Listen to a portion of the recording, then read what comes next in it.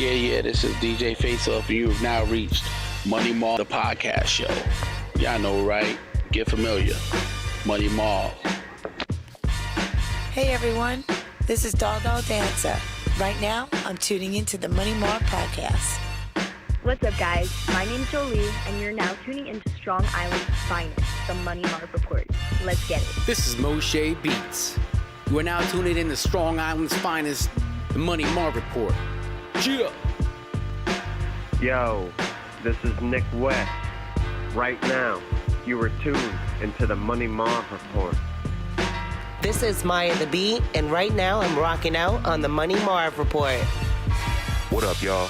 This is John Jiggs, and right now you tuned into the Money Marv Report. Let's go. What up?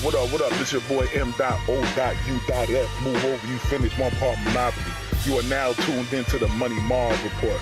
You already know. Long Island, stand up. One.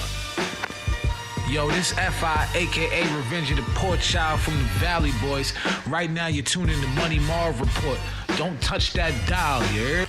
What's going on, everybody? This is your boy, Money Marv, the councilman of the streets.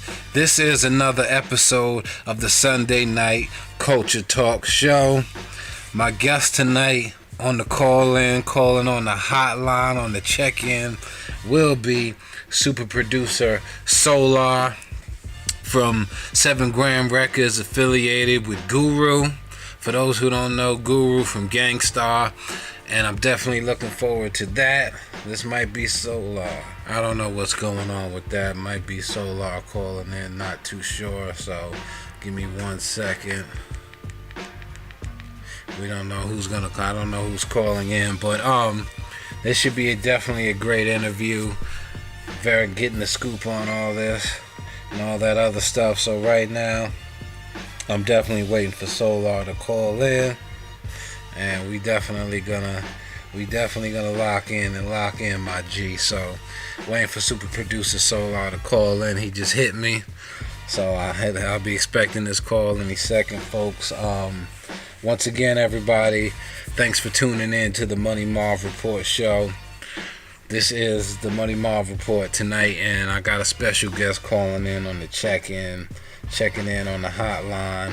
So I'm definitely looking forward to having this conversation with Solar and talk about his musical career and his musical background, because Solar definitely has done a lot of things in the industry and definitely done a lot of work with Guru. I think they did about 5 albums, so we'll wait till Solar call. That should be super producer Solar. Caller, what's your name? Where you calling from? Welcome to the Money Marv Report. Hey, it's Solar calling in, Marv. Super producer Solar on the hotline. What is good, my brother? What is good with you? How is everything? Yo, man, you are Marv. You the man right now. You know what I mean? So you about to get the inside scoop on what's going down, what's been happening, and what's going to be happening later, man. I appreciate your call, my brother. I appreciate the stars aligning us to have this conversation, because I don't call this an interview. This is a conversation we're going to have between two good brothers on this planet and on this earth. So welcome to the Money Marv Report. Welcome to thanks for calling in on the hotline, my brother. How's everything that's with peace. you? That's peace, and I appreciate you having me. And like you said, this is going to be a conversation of positive energy, positive facts, and truths that need to be told, that may not have been clear or been told before. And listen, y'all, Money Marv does not get caught up into people's scandals. I don't ask personal questions that cross the guidelines, so people that will be listening on Spotify, Anchor, and Apple and Google Podcasts, I'm letting y'all know this now. I don't ask personal questions that are out of bounds and out of pocket, and I do that for the respect of the listeners and respect of the special guests that call in, that sit down on the Money Marv Report. That's right. Not everybody's into all that salacious. You hear me? A lot of people don't want to hear that. Now, super producer Solar. Now, are you a natural born New York native, or are you from a different state? Outside. No, man. I'm born and bred New Yorker, man. You cut me, and I'm bleeding Big Apple ink, man. I could dig it. You from the borough? Which borough are you from? I'm from BK originally. You know what I mean? Okay. Bushwick and Bed-Stuy, but I did spend a lot of time also in Coney Island. So Bushwick, Bed-Stuy, and CI. Gotcha. I'm from CI too, but from Strong Island, not Coney Island. Yeah. Well, that wasn't too far down the road. You know, hop on that Bell Parkway, you know what I mean? And head out east. Definitely. So now, super producer Solar, because you know when you put super producer in front of your name, that's a big title, man, to have, man. And I've seen I've listened and heard the body of your work, and I know that you are a super producer. Now, when did you exactly get into music? What year was that? Was that something that was in your family, or was it something that you picked up as a hobby as a kid or a teenager? Yeah, as a kid, at 7 years old, I started playing the drums, and I took drum lessons.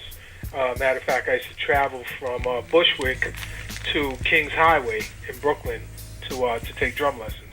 At the same time, I always had a love and an interest in music, you know. So once I started to play drums, it just stuck with me. And as a musician, at a young age, I tended to listen to music differently. And then I put my first band together, jumping a little bit forward at about 12. I was 12 going to 13-year-old, early teenagers. And even in that band, I was really the producer before I even understood really what producing was. You know what I mean? Gotcha. So he does play an instrument, guys. He not just tapping an MP. I'm a multi-instrumentalist. Oh, multi-instrumentalist. Gotcha. Yes, I picked up a number of other instruments on the way. That's dope. That's my development.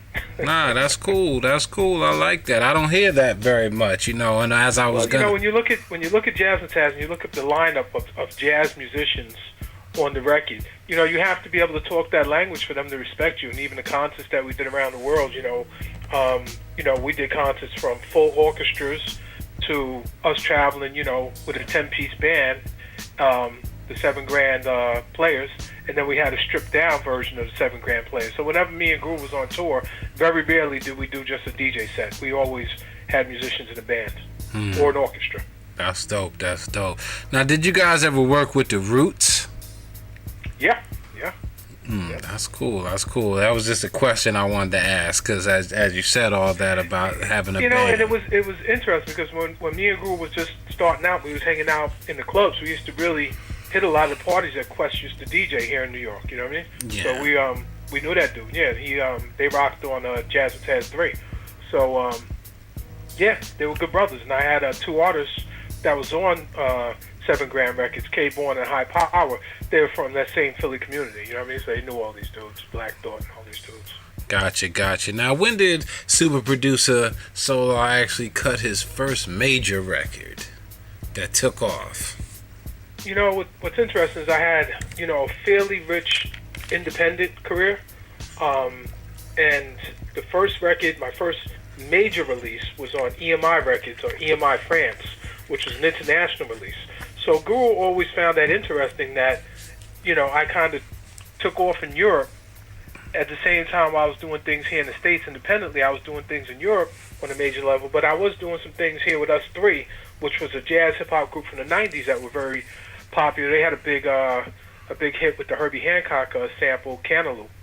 So there was quite a few things there with Guru that he found like just, fate. That, okay, here I'll link up with this dude, and he's already been cutting his teeth with jazz and hip-hop. And in actuality, during the 90s, Us Three had a bigger single than Jazz Mataz ever had. So Jazz Mataz never really had a big single. Oh, okay, something that didn't really peak. I gotcha. Yeah, that was a big radio hit, or a big video hit. I'm getting the feedback. Oh, hold on a second. Let me take that down. Hold on a second. How about now, brother? Sounds good. Good? Okay, cool. All right. That was the thing that Guru, of course, caught his attention. Like, wow, so I worked with Us Three, with IC, and he was. I've been to Europe, so me and Guru met. And we started to build, and he saw my Europe, and I've already been to Europe. I've been to Paris. I've been to Spain. I made money over there. So, and I had friends here in New York that French and European. So I had a network of downtown dudes that I used to run with, you know what I mean? Some of them were very affluent. They had little penthouses down on Soho, South Houston, So I had things going for me when Guru met me that were just too significant.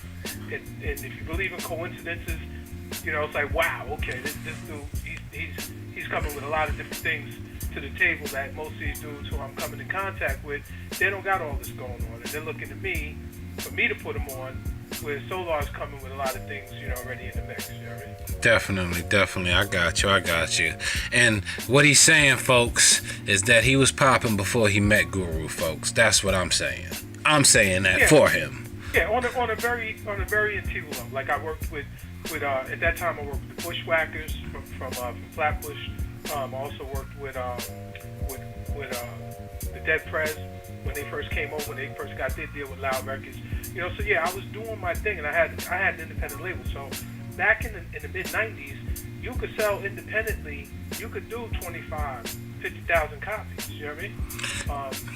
The game was rich at that time. When I say rich, it was wide open. You know what I mean? To make money. So I was already making money, setting up labels, doing deals. And like I said, some major deals, some independent deals. And but I still stayed outside of the mainstream. So even though I dabbled here and there, and I was knowing these dudes, I wasn't vetted. So I still was, to a large degree, what I am now, an outlier. So I never really was injected into the mainstream of this. Even though I have success in the mainstream, but I was never accepted as a mainstream part of this. Okay, you were accepted as a mainstream artist, a mainstream act. I got you. Even though when you look at my discography, it's hard to believe. Yeah. In some ways. Yeah. I was definitely looking at that, you know, when it was sent over to me. Very interesting, you know, because when I seen that you are, you know, very influenced by jazz, and I was like, okay, so yeah, let me, you know, because I'm a jazz man myself. Love Incognito, one of my favorite jazz groups, by the way. Yeah. So now, what year did you and Guru meet, and you guys really started to, you know, put your own body of work together with the 7 Grand movement? Well, we met in late 2000, 2001, and you know, Guru was going through a rough patch. A lot of drinking, a lot of drugging. You know what I mean? I say drugging. So. Yeah, a lot of partying. I got you. A lot of partying. A lot of partying, yeah, hanging out in the bars, the clubs, and, you know, doing a real disservice to himself and his future. You know what I mean? But he'd been through a lot. So when he met me, I guess, like they say, we were not opposites in how we lived and how we looked at life and our experiences, but we were opposites in how we were approaching life. You know what I mean? So I was approaching life from one level, from one angle, and he was really on a self-destructive path. Now, he didn't just reveal that. So obviously, as I got to know him and our friendship began to progress, that I started to understand what these situations, these challenging situations that he had to go through. And you know, hip hop's not a game. It's not a game. It's life and death in a lot of different situations. And he was doing some shit. And a lot of people who he trusted and he thought were riding for him backstabbed him, turned against him. A lot of different situations with him and Premier, and just led him to a dark place. And it was through our friendship and our relationship that he was, thank God, able to see the light that, you know, this self-destructive bent had to stop. He had to make a decision whether to move forward in a positive way and maintain his friendship with me, but we were like brothers, really. Yeah. Go down that path of destruction of drinking and drugs and jail and bankruptcy and, you know, all these terrible things. And I told him, I said, look, man, I'm not going to stand here and watch you kill yourself in pieces. You know what I mean? Yeah. You know, if you want to kill yourself, you put a bullet in your head, that's quick and it's over, it's done. But this killing yourself in pieces, man, I can't be a part of that. Yeah, I'm not going to watch you die slowly. I got you. I understand. I can understand that. You know, I have friends too, you know, that I'm super tight with, you know, and they may indulge in things that I don't indulge in. I can only give advice and be a voice of reason when they want it. You know what I mean? And sometimes, you know, I learned that we can't help everybody. We can't save everybody. Yeah, and I don't take credit for his sobriety. You know, he got to that point where he called me, you know, we stopped speaking, and I changed my number, but he had a number to my queen, to Asia, and he called her and told her, you know, I want to talk to the guy. And, you know, she gave him the number, and he called and left a message, actually, so I recognized the number. And I listened to the message, and he sounded different now. I heard him. He was like, you know, the message was like, peace, God. You know, I signed up for AA, and this is it. I'm done with that lifestyle. I want to move forward. I want to build. Let's do this. everything we talked about, we can make this happen. I called him right back and said, yo, if you true and you honest about this, we could go.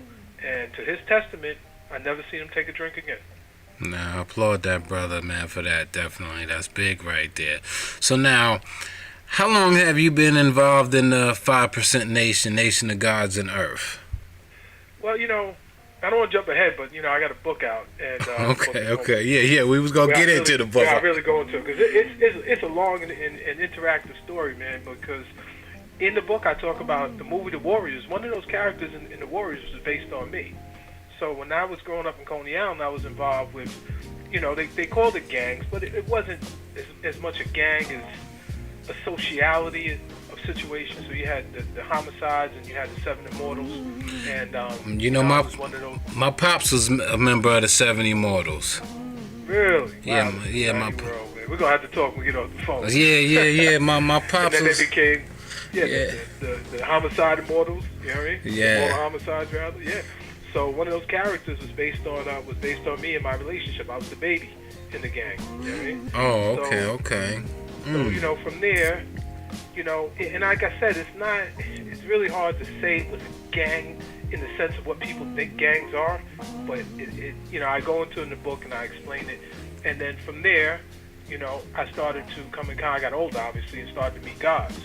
And especially in Bed-Stuy and in Bushwick, then I started to have friends and make friends that were 5%. So back then, the gods and earths, we weren't looked upon as something noble or righteous, even though we were righteous and noble, but we were seen as a gang. And under the law at that time, we were looked upon as a gang. So it wasn't what it is now. They just named the street after the father, you know what I mean? Yeah. So we've really grown and come a long way since the beginnings. But so you can say really since I was a teenager, I'd embraced the teachings of 120. Nah, I dig it. I respect that. Yeah, I dibbled and dabbled a little bit too, man, with the the 120 side, but I kind of let that fall by the wayside because I was one who got caught up in the gang culture, the blood culture. You know what I mean? From being in the streets and going into prison where, I seen a lot of gods, I'm not God, I'm blood, or I'm Shaw blood. You know what I mean? I'm born blood, all that kind of nonsense. I count that on the West Coast. Like I said, we'll speak more later. Yeah. But yeah, I know. I understand completely. And like I said, me and you connect in the stars aligned us for a reason because and I've said that when we spoke a week ago, you know what I mean, before this. I think I told you that. Yeah, I did an interview with the New York Times a couple days ago.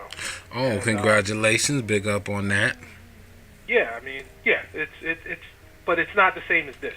And like I was saying, I enjoy these types of interviews. I enjoy brothers like you because I can really talk and speak my mind. You know what I mean? And that's at the end of the day, that's what I think people need to hear from me, straight from the horse's mouth, so to speak. What the story is, the real deal, the straight truth that can be listened to, and then looked and verified and checked on, and see where brothers coming from. You know what I mean? Am I trying to deceive people, or what is my angle? Or am I just being honest and saying, look, this is a lifestyle and a persona that's grown over a lifetime, growing up in this culture and growing up in New York and loving hip-hop and loving embracing the creation of something so powerful and great, and it means something that me and Guru loved and embraced, and to have Guru lost and returned in the midst of this leaves me with that same mission to continue and to talk and speak the truth, put out good music, and let people judge for themselves.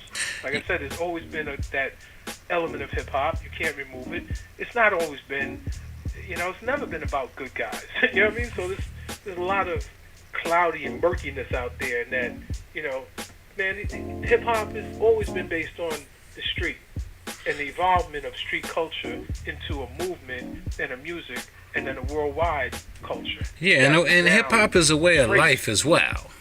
Yeah, it's a culture, lifestyle, that's right. Because people think hip hop is just hardcore rap music or boom bap music. It ain't just music; it's a lifestyle. The way I wear my hat is hip hop. The way I wear my sneakers, my jeans is hip hop. My walk is hip hop. My talk is hip hop. That's right. That's right. And I think how you approach your life, how you approach the world. You know, just like, you know, being a man of my age, you know, and I say we have a lot of hip hop parents in today's time. You know, that's right. We've grown up. Hip hop has grown up. You know, not the way our parents and grandparents grew up. They didn't grow up on that. Their music was Al Green, Marvin Gaye, Barry White, Teddy Pendergrass, and Cab Calloway, and, you know, different musicians of those different times. You get what I'm saying? I do. So, and you know what? The hip hop was really the beautiful part of hip hop is that we embraced a lot of that through sampling and through reinterpolation. I reinterpolate a lot of those old songs. You know what I mean? I say reinterpolate for those who don't know that I'll go in the studio with musicians and redo it. I did quite a few songs that revisited those early grooves. You know what I mean? And what he's saying in a layman's term, folks, let me say this real quick, Solar, brother Solar, because I know when we be talking, we be cutting each other off because we got so much to say. What he means by that, folks, is if he's gonna play Sexual Healing, instead of playing it in C, he may play it in E flat minor, G flat major 7. Change the note. That's right. You know, that's right, and change the arrangement around. I mean, pick out certain components of a groove, a guitar, bass groove, drum groove, and then play it over with new musicians with a new sound. You know what I mean? And give it a new twist. I'm just shedding light on what you said, my brother, because I mean, yeah. You know, we dealing with a lot of people. You got to dumb things down for them because, you know, some people's elevator don't go up that far. yeah, that's right. Listen, I mean, it all comes down to your taste in music. You know what I mean? Like, you listen to the boom bap era, and that was basically sampling, where people took records, broke it up, chopped it up, reproduced it. You know what I mean? A lot of lawsuits transpired out of that. Interpolation is something different. When I approach a musical situation, where I'm approaching musicians, and we're looking at the original composition, and then we're saying, I can make a new composition. I can make a new record. That's not a sample of the other record. Gotcha. And you know what? I don't see a lot of people doing that anymore. I think everybody is just sample chopping, using this, using that, and I don't know. I don't see many people doing exactly what you just touched on anymore because everything is digital, computerized. I get it. Now, let me ask you this really quick, Brother Solar, and I don't really want to touch on this. I know we spoke on the God Guru, you know what I'm saying? He's sleeping in paradise right now, you know what I'm saying? Holding a microphone in paradise. Rocking the crowd. Absolutely. How do you deal with the blowback of, you know, the Guru controversy? Because this is what pulled me into making my stars align with yours. And see, as I go back and I watch some of these interviews and I see some of these things and I hear people say, you know, fuck Solar, and I'm like, why is that? You know, and that was my reason for wanting to reach out to you. Why do people dislike this gentleman so much that whether it's a YouTube interview or whatever story, you know, and people are like, you know, F Solar this, Solar that. And right now, y'all, I'm trying to get to the meat and potatoes of that because it just blew me away to see that. And I'm just like, damn, like, what is it about this brother that's that bad that people who don't even know him will say, you know, F him. You know, he was the demise of Guru. Like, I don't get that. That's kind of, I just didn't get that. Well, you and a ton of fans, you know, that are the same mind state and the same attitude. Basically, what you have is a three-stage situation where a lot of this is paid for through trolls and bots. Where nowadays in the digital community, since the invention of YouTube and so on, you can hire companies that will promote your music, promote you as a star, and they'll promote you in whatever kind of way they want. But it does work in reverse sometimes, where people can hire a company that does that same thing to make it look like you're whatever they want you to look like. So some of that is that. Some of it is organic. Some of it has to do with fans that think that if you embrace Solar, somehow you're going against Gangstar or Premier. So you get a mixture, kind of a toxic cocktail of those things. But at the same time, we're living in a time with the younger generation where they're accustomed to hate. They almost look at hate as that it goes hand in hand with success. Yeah. But then you have that also, where if you're not being hated. So just for shits and giggles one time, I pulled up, fuck Kanye, fuck Jay-Z, fuck Solar. It just turns out that anybody who's really got a name and is making it out there and doing their thing, there's some level of that. You know what I mean? Mm-hmm. But what's surprising with me in that these other dudes, they have a totally different persona. You know what I mean? They occupy a different strata of the music industry, whereas I'm more of a down-to-earth, like I said, non-vetted, not pushing any kind of superstar agenda, not trying to flash Lamborghinis or Rolls Royces or crazy stripper bitches or none of that. So that's why you feel, and a lot of other fans feel, it's unjust, it's unwise, it doesn't fit, like the shoe doesn't fit. So now they start looking kind of under the layers for what I just said, when you start to see the trolls and the bots and nefarious characters that are doing things that they feel is in their best interest. So there are those that feel that knocking me and putting me down is going to benefit their bottom line, their ability to control the legacy, their ability to set the agenda and the tone. Gotcha. Now, and then I said to myself, let me just reach out to this brother and let me just have a conversation with him, and just to, just to get an understanding of the situation, because I'm a big fan of Guru, man. Love Gangstars, love the Jazzmatazz projects, and I actually came across my first Jazzmatazz project was in October of 2000 with the joint with Keep Your Worries that Guru did with Angie Stone. Yeah. Produced by DJ Scratch, right? Yep. And I was like, damn, and I knew about, the Gangstar movement from the Moment of Truth album, Discipline, another one of my favorite songs, Full Clip, all the classics, you know what I mean, that were played when I could hear it, you know what I mean, if the people at Flop 97 did play it, you know what I mean. They weren't radio friendly. Yeah, they weren't radio friendly. Mixtape friendly, yeah. Video show friendly, yes.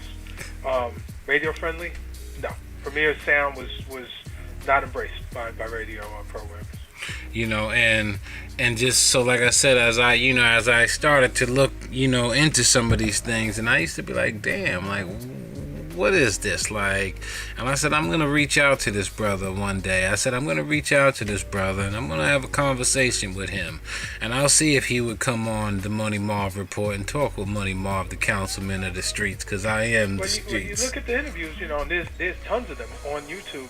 Really, you have to really look at it and say, you look at the amount of interviews, you look at the amount of views, the amount of likes, like you said, the amount of comments, either for or against. And at the end of the day, that's what's viral. Viral is people that like it, people that hate it. The bigger a star becomes, the bigger they, like I said, I don't see myself in that strata, but people are kind of injecting me into that strata. They put me into that area of this industry. So I take it as it comes. You know what I mean? So, people are going to hate. They're not going to like it. Hey, you don't like it, but you're spending your time. If you hate me so much, this is what I always look at and laugh, and my friends and my people look at and laugh. All the young people I know, you can't barely get them to do an emoji on Instagram, on YouTube. They ain't gonna sit down and write 2 paragraphs about how much they hate somebody. You hate me so much. The fuck you doing on there writing 2 and 3 or 4 paragraphs? And then keep writing them on 20 other videos. Like, don't you have anything else to do? Yeah, I agree. Yeah, it makes sense though. That's a fucking career. Yeah, that's a lot of work and a lot of time. That's a lot of time. Shit, trolling like a motherfucker. I tell you, I follow a lot of people on Instagram. I see something I like, I throw a 100 on it, throw a thumbs up, a fire on symbol on it, I'm gone. I ain't sitting there writing no paragraphs. Yeah. And I won't do that for people I like. I'm like, they're writing paragraphs for me, and they're supposed to hate me.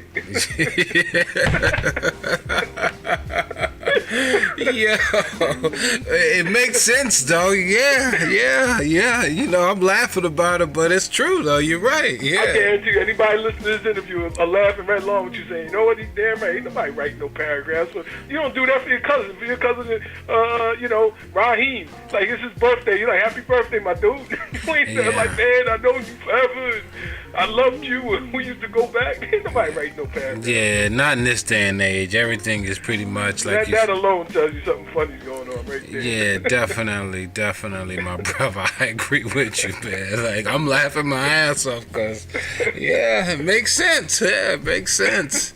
You know, and once again, now, how many exact number of albums did super producer Solar produce? All right, so we have 5 total released albums. Gotcha. Not counting remixes and features and other projects. Then we have 2 unreleased albums, or 1 half-released album. So you have the new album that's coming out, the Gangstar album, remixed by DJ Premier. That's my album, me and Guru's album that we created. That Guru, unfortunately was murdered in return before we could complete. And we did intend to have DJ Premier be on that album, but we also was going to have myself producing and other classic producers from the boom bap era, and then we were going to bring in some new popular producers, and this was in the late 2000s. So we end up in a situation now where the album is released without my credits, without my acknowledgement of the songs that I wrote and composed and lyrics that I wrote, and he's just running with it as that. So I, in turn, am starting to release the original versions. So gotcha. If you go on YouTube for Family and Loyalty, the J. Cole version, you punch in Family, Loyalty, Solar, and Guru, then you'll hear the original version that me and Guru wrote. I feel it's really a terrible disgrace to Guru's legacy to take away something that he believed in. And then the whole backstory to the album, because now you have songs that were done when he was healthy, when he stopped drinking, when me and him were having tons of success and making lots of money. When you look at my book, I have a picture there of a brand new 350 Mercedes that I bought for Guru. And that was his first Mercedes truck ever, or first new car. So he had a nice Mercedes at one point, but it was used. He had nice cars that was used. So it was the first time he actually got a brand new Benz, state-of-the-art, off the showroom floor. You know what I mean? Yeah, I got you. And I was very happy to be the one to gift him with that, to give it to him. So we had a lot of success and a lot of great things were happening with us. So, all of this is lost in the way that they approached it. But, the truth comes out, and as time goes on, there'll be documentaries and there'll be biopics, and there might be competing documentaries or competing features, I don't know. But the reality is the story rests with me. That's why the book is very important. I try to tell all the fans, whether you're a fan of Gangstar, fan of Guru and Gangstar, Premier even, read the book and understand. I tell a brilliant version of Guru's life that's never been told before, and that's Guru's untold story. And I also put my story in there too, so people can understand how we fit together as brothers, or how we became so close, and how we became so powerful. But you gotta remember, when people hate or try to stop something, they're afraid of it. Absolutely. If you're afraid of something, you don't try to stop it. You just let it be. Because people fear the unknown. Yeah, or fear that they've lived a certain type of way, and you're right. The consequence, if people see things differently, they don't believe enough in themselves or in their own strengths that it can't be challenged. I don't see it that way. Like you said, all of this controversy, this, that, and the third, I brush it off, man. I'm like a duck. I let that shit roll off my back and say, hey, look, it's better that I'm known. You know what I mean? That's the way I look at it. I got you. Known than unknown.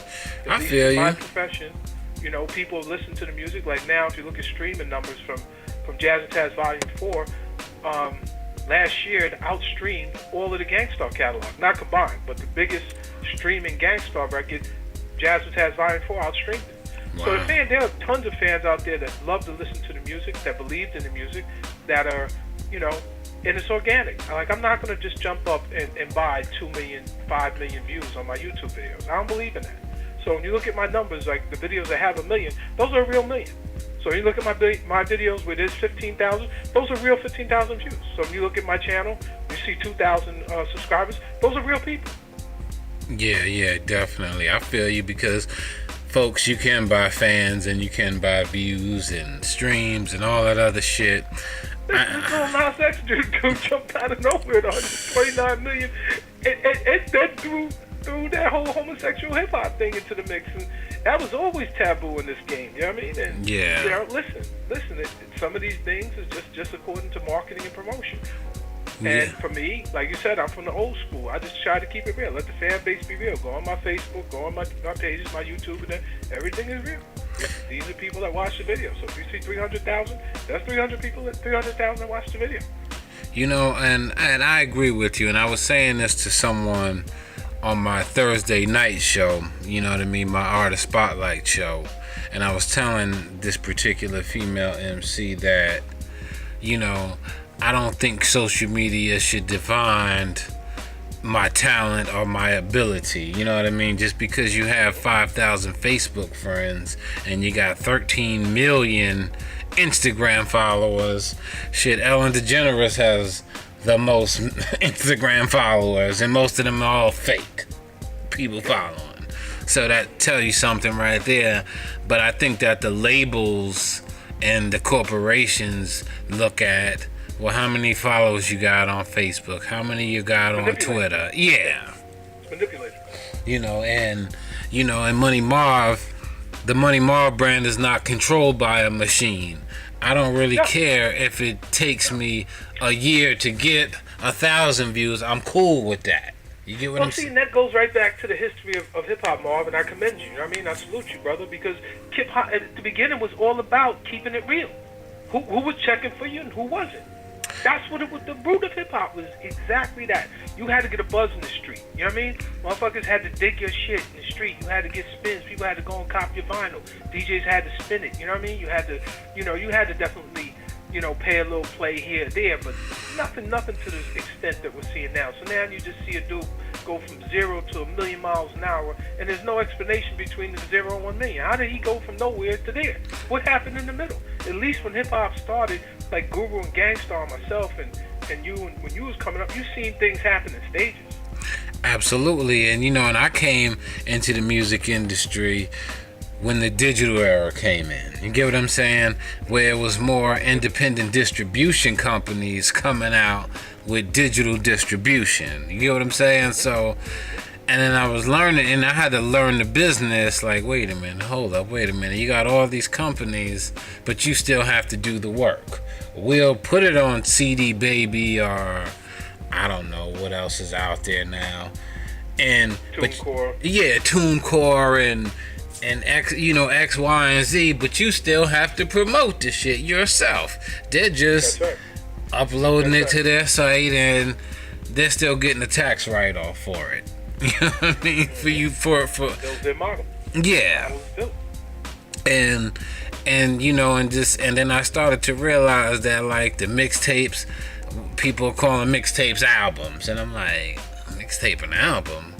The way I knew a mixtape to be in hip-hop was the DJ created the mixtape. He got the hot exclusive records that didn't touch radio. You know what I mean? And he passed that through the streets. You know what I mean? You had to go out and find a, Ron G mixtape or a Clue mixtape, Dirty Harry or somebody. You had to find that stuff. You had, like you said, you got to dig that up. Crate digging. Nowadays, down there back in the day, you had to jump down on Canal Street. They had it all right there. Jamaica Avenue or something. That's right. Yeah, that's right. Fordham Road. Yep. Either Myrtle Ave in Brooklyn somewhere. That's a long. 25th Street. Yeah. Yeah. You had to know where that was at. You had to know where to look for that. And I think that, and I get it that the business has changed and has evolved, and you can agree with me on this too, where, everybody's like, oh, I'm independent now. And I'm like, independent's been in an establishment for a very long time in the industry. You know what I mean? You don't have hip-hop without an independent movement. Absolutely. Like guys like E40, Too Short, guys on the West Coast that us on the East Coast wasn't even thinking about. Even like 3-6 Mafia down in the South, they were very independent and selling records out their trunk. Entrepreneurial spirit, even Master P. Going to that mix. Yeah, and nowadays you can't do that anymore because people don't want to buy music. Yeah, different model. The model has changed completely. And I heard. You know where that model kicked over to? Film. Now you see that same entrepreneurial spirit and those opportunities for filmmakers, but it's not the same in music now. Absolutely, and I think our genre, our subgenre, hip hop. When guys like Guru, people would say he's old school. People would say EPMD are old school people. You know what I mean? And I'm like, damn, but y'all don't say that about Paul McCartney and Bon Jovi. You know what I mean? Yeah, we get deeper with that because this is something that me and Guru really, when we was rocking, we really was addressing that. So when we was at our height, our model was based on that science. That listen, as long as the fans digging what you're doing, and you're writing music and you're putting out records and people are buying it and they're digging it, then you're good. Yeah. You're good. You know, and that was a $7,000 model. So now, when did $7,000 first start? And was it early 2000 thing or a late 90 thing? No, $7,000 was the creation of me and Guru. So we came up and drew up the blueprint for $7,000 around 2002, 2003, and then once everything kind of fell in line, 2004 we had it in play, and by 2005 we had our first album out, Guru 7.0, The Street Scriptures, which was a top 40 digital urban or urban independent hip hop album. So it was one of the biggest independent hip hop albums of that year, top 20. Man, that joint Dawn status with Styles P is hard. Yeah, there's a lot of rich material. Hall of Fame on there. That just hasn't been really looked at, and some of that hate that we talked about earlier. That's the reason they're trying to get people to not look at the breadth of the catalog and not see the greatness of it, which it will be seen in its totality or its entirety. Anytime, like I felt like this, anytime people try to hide something from somebody else or tell people don't like this or don't listen to this or don't look at that, that's only going to make people want to hear it and find it even more. You're right, and you're 100% right. And like I said, listen, folks, I don't like to ask too many personal questions because I like to respect people and have boundaries because I don't want people to say, ain't no limits with this guy. Now, Solar. Now, do you have the rights to all Guru's intellectual property? I take it. I have the rights to what Guru and I had secured prior to his demise during $7,000. So what we did is we brought everything under one umbrella. We felt that when he was with EMI Records that it was very schizophrenic. Jasmine Taz was over here. Gangstar was over here. These two things should never meet. You know what I mean? Jasmine Taz fans are Jasmine Taz fans. Gangstar fans are Gangstar fans. And there was a lot of little weird politics that went in there between that situation. So we brought it all under one umbrella, under $7,000. And under that umbrella is where everything that was important for Guru rested, and he left that with me to take care of. And that's the way I've approached it, you know what I mean? Just looking after the things that he left to me to look after. And to be respectful of what role the estate plays and what role DJ Premier plays. I've been more respectful to them than they've been to me. That's an actual fact. I got you. I'm only asking that, because, I figured you might have had a hand, you own some of the, intellectual property among the $7,000 projects that you guys worked upon, and as you said, Jasmine Taz is a separate entity and Gangstar is a separate entity. I got you. That's right. And, that's the kind of shame of this album, because this was an opportunity to bring everybody together and enjoy this album. Instead, they chose to do it very divisively. So now we have a situation where you're going to have that Gangstar album, and now you're going to have the original Gangstar album. You've got the original single with J. Cole, and you got my single with J. Cole, Guru and Solar's original single. These dudes didn't record one note on that album, on the Gangstar album. Cole, Premier, or any of these other dudes that are going to be on this record, none of them ever met Guru in the studio to work on this album. None of them recorded a note with Guru on this album. None of them even discussed one bar of music, of lyrics, or anything with Guru as far as that album is concerned. Only me and Guru know the truth of this album. Of that album. I got you. So now this, because I've heard the Loyalty and Family, that's the name of that record, right? Mm-hmm. I've heard... That's what they call it. That wasn't the original title. Was Diamonds. Okay, Diamonds. I heard your version, you and Guru's version, the jazzy version, the laid back. The original version. Yeah, the original version of it. Yeah. And then I heard, Premier's version of it, and I like them both. You know what I mean? I like them both. And a lot of fans do. Enjoy both. A lot of fans, J. Cole fans are coming on board to listen to it. So, not a bad record. I wouldn't say it's a bad record. And me being a former artist myself, it seems like a lot of it is chopped up. A lot of it is cut, copy, and paste when I hear the chorus and and it's like I feel like the chorus is a little bit longer than that's on the premiere version than it's supposed to be. Well, a lot of DJs that I've heard that's critiqued it, they said it doesn't sit right. That's not sitting exactly right because he tried to make it more boom bap. Like you said, it's a smooth jazzmatazz type track. So when you listen to the original, the piano work is crazy. So when you listen to my version, or original version, or the original song that me and Guru wrote to, and original music that Guru rapped to, it goes with that piano. So there's a really elaborate piano line, there's an elaborate bass groove behind it, so it's not really a boom bap song. So to try to push it into that category, which I would imagine is very challenging for them. And if you listen close enough with a critical ear, you will hear that there's a lot of shifting, like you said, copy and pasting, and Pro Tools magic, so to speak, to make it work. You know, and I'm not discrediting DJ Premier because I love a lot of his music as well. You know, I'm not discrediting the brother. The brother is talented as well, just like you're talented. Guru's talented. I'm not discrediting anybody. I'm just saying, from what I hear, you know what I mean? It sounds like a lot of cut, copy, and paste. You know what I mean? Going on with that shit. It's definitely just exactly that. That's why when we came together, you know, I was negotiating with them, with the management company, before they flipped the script on me, that I said, listen, some of this album is going to have to be intact. The way the songs, me and Guru wrote them, you come in and you do your scratches. If you want to do a mix, you know what I mean, beat the drums up, put your own little signature on the drums that's there, or kind of switch things around a little bit, fine. You know what I mean? Some of the songs should just stand alone, and then some of them kind of lent themselves to Premier's production. And we did those songs for that reason. So when we was in the studio, we kind of made it off of a kind of boom bap, choppy type of beat style, so that we know when we handed that to Premier, it would be right up his alley, it'd be in his wheelhouse.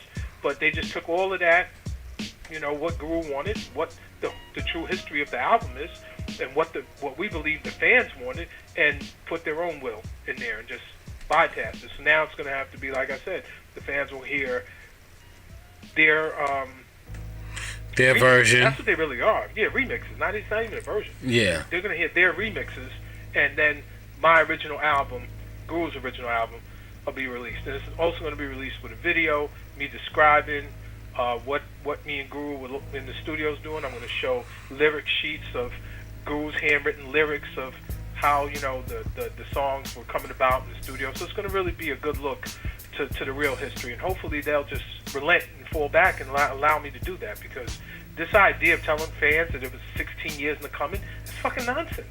Yeah. Why would you even do that? That's just fucking wrong. You're not only hurting Guru's legacy and hurting me, and hurting Guru's son to some degree, because he should know his father's work and know what his father meant and what his father was going through when he did this, to just lead everybody down a primrose path of fantasy. Well, this is the way you like it to be, so now everybody believes what I tell you. So the king is not wearing any clothes, for God's sakes, you know what I mean? Yeah, I got you. Now, do you speak with Guru's family as far as his son or anybody, or no? Yeah, it's a bad situation, man. His son is my godson, and my son is his godson. And for the first 6 years of his life, that's all he knew was me, my family, and his family. We were very close-knit. So, you know, when this kid broke his tooth, I was there. You know what I mean? When every birthday party, we were there.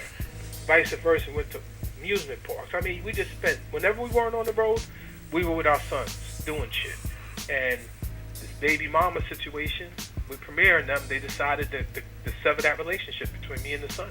Gotcha. And my family and his family, you know what I mean? And, okay. You know, it's sad. It breaks my heart. I love him to death, and I wish him nothing but happiness, and it breaks my heart to even see him drawn into something like this, because he really doesn't have the knowledge to understand, except his memory, because he has, obviously, 6 years old, you can still remember what was going on, you know what I mean, for 6 years. But it's a terrible thing. It's an ugly thing, and sometimes things happen in a way that the universe just has to handle it. Yeah. Beyond my power. Absolutely, yeah. The universe has a way of dealing with things. It may not be the way that we want to deal with them, but that's just the way it is sometimes. I got you. I totally understand. Now, there before the grace of God go I. Facts. Actual factual right there. So now, Super Producer Solar, is Super Producer Solar signing artists or looking to find new talent? Well, yeah, this is where the story takes an uptick. So yeah, me and Guru, when we first formed 7 Grand Records, you know, we we didn't only mean it to be an artist-driven label for Guru and then for me also, so of course it became for both of us. But we envisioned launching new talent and, different types of projects off of $7 grand. And unfortunately, like I said, when they murdered him or returned him, that died. And for the most part, it's been dead. But like I said, the universe has a way of interceding, and at this point, $7 grand is back in play. And there's new artists and new music coming and new looks of Solar. I got a video that's about to pop where I did a couple of cameos with my new artist, and we're about to drop his single. And so I've got a number of new artists about to pop off on $7 grand. And then of course I'm going to get back into the studio and finish that Jasmine Taz project. That, man, there's so many fans waiting for that, and that will be unconnected to any controversy. I don't think anybody can say a bad word about the Jasmine Taz. Okay. Now, the name of these new artists that you're working with, let's enlighten the people on these new artists that you're working with. How can they check those artists out if they have any music out on any platforms? Well, right now, what we're going to do is we're gonna bring everybody out, within the next, I'd say within the next 60 days, we're going to start releasing, and I'm going to let the fans all get to them at them. We've agreed with the management, with them and the artists, that they just want to launch all at one time. They want to bring their new music out, and they want it to be about that new music, and then everybody can find out what they were doing before and after and all that later. So we're going to let the fans stay tuned. They can follow my Instagram. They can follow my Facebook. And if you follow it, you're going to see. If you check it now, if you look close enough, you'll figure out who they are. Gotcha. I gotcha. Gotta leave some kind of surprise for the fans. Oh, of course. Something new and fresh for them to discover. Definitely. But have me back. Matter of fact, don't have me back. Have my artists back. Have them back. Let them talk to you. Definitely, I definitely will do that. And listen, folks, I'm gonna give my word. Listen, in 2020. Super producer Solar Money Marv are gonna meet face to face, man, and we're gonna do a live video interview. We're gonna go Facebook Live, face to face. Me and Solar. We're gonna sit down, drink a brew, and we're gonna give the people. It'll probably be a backstage of one of our concerts. You know what I mean? Like we just did a concert down in Yonkers. You know what I mean? So and these artists, and I tell you, man, they are the epitome of the new sound, the new look for $7 grand. Like, in other words, I'm not reinventing the wheel for $7 grand. You know what I mean? You have a sound, you have a product that people are used to. Guru's like a prophet. You know what I mean? So I'm bringing out the new young prophet. Gotcha. The new young, hot, street, and that their affiliations is tight. You know what I mean? So when people find out who these dudes are and what camps they affiliated with, then they're really going to be like, oh shit, really? And that's what it is. They're going to come out spitting fire. You know what I mean? And the industry going to have to sit back and take a look and see what they want to do. So now, this album you got, is it going to be a compilation album you're doing, or is it going to be No, it's going to be singles. They're coming out with new singles, and we're going to let the fans get into their singles and their videos, and start to catch them as soon as that drops, and we're going to start. You'll be able to catch them on tour, catch them, if not on tour, catch them doing shows, promoting, you know what I mean, locally, tri-state, what have you. And willfully, that'll turn into tours. And you'll see what the $7 grand machine is churning out. Listen, y'all, man. I'm definitely locked in with this brother, man. You know what I mean? He got all my information. I got all his information. Listen, I'm going to get a job from this brother, y'all. Y'all better look this brother. Listen, man. We're always looking. Matter of fact, you hired. You don't even got to look. You're in. You're in, Marv. You're a $7 grand fam. It's official. I've always wanted to get an A&R job, man. Because I've just always had this pretty hidden knack for talent. Like I said, I used to do music myself, and I still, got a bunch of equipment here in front of me. I still got my keyboards, my MPDs, man. I still got all that stuff as well. But listen, man, $7 grand, the door is always open, Marv. We're always looking for positive brothers to get in and join on. There's a lot of different things we're developing. A lot of, like I said, not only new artists, but we're looking at new media projects. We're looking at new ventures. It's really, to be honest with you, it's a blessing. You know what I mean? Real quick, before we go out, real quick, we're going to just talk a little bit about the industry for 3 minutes, y'all. What do you think about the 360 deals? I just spoke to my artists about that. I got some big hitters behind me with my new venture, with my new label venture. and the new distribution venture. And you know, I tell these dudes, I don't know if I can, if we're in a position just yet to offer 360 deals, but I tell them if I can get to that place where I can make that happen, I think it's a good thing. I think it's just the way it is now, that you need to get a certain level of face-to-face. You need to get out there and see people. You need to have people support your music. And I think that at the end of the day, it's just a reality. It's just a matter of how you approach it. You know what I mean? And I know from my perspective, the way I would approach it, you know what I mean, in terms of being a label and affiliating, to do that to make sure that the affiliations are solid. But I think that you don't have the modern era of hip-hop without the 360 deal. True. See, and listen, folks, I thought he was actually going to badmouth the 360, but he didn't. You can, but there's something that a lot of brothers and sisters that came up in black households, they'll know what I'm saying. 50% of something is better than 100% of nothing. True indeed. But listen, and, you know, when I'm dealing with new artists, you know what I mean? So I understand their frustrations. And, you know, the part of that frustration comes from not being able to perform their music around the world. To get on tour with this one, to get on tour. Even though they might fit, they can't get their foot in the door. So, again, and I'm not saying I'm offering 360 deals, because right now I'm not. You know what I mean? Yeah. There might come a time that I will, and if I do, it's because I believe in it. I would never offer anybody something that I think was robbery or something that they shouldn't be involved with. If it's not something I would take myself, I wouldn't offer it to anybody else. Definitely, I totally respect that. It's like, you know, I wouldn't have you do something that I wouldn't do. Exactly. So whatever deal I would offer somebody else, whoever I partner with, you know, on that end of things, they would have to be somebody who, if I was their age, if I was young coming up in the game, and I had somebody like Solar looking after me, if I offer it to them, it's something that I would offer to my young Solar. You know what I mean? If I had a time machine, I could go back. I totally offer it to myself. I definitely understand. But listen, brother Solar, I will not hold no more of your time up. It was a pleasure and an honor having you here on the Money Marv Report and talking with Money Marv, the councilman of the streets, because I am about the streets, and this is the streets right here. You and I are the streets, and we talking to the Marv, streets. I see nothing but great things for you, brother. I appreciate you having me. I appreciate that you're tuned into the new model. I see you're going to be up on Spotify and iTunes and all that. That's what it is, baby. It's about the future, man. And a voice like yours in this new future is needed and necessary. So I got to say I salute you, brother. You know what I mean? And let the people know exactly where they can find you on your social medias and everywhere. Wherever they social media, where can they find Solar? Pretty simple. Solar Official, Instagram. Solar Official, Facebook. Solar Official, Snapchat. Solar Official, YouTube channel. Definitely. And before I end the show off, I want Brother Solar to stay on the line, because this is how I end the show.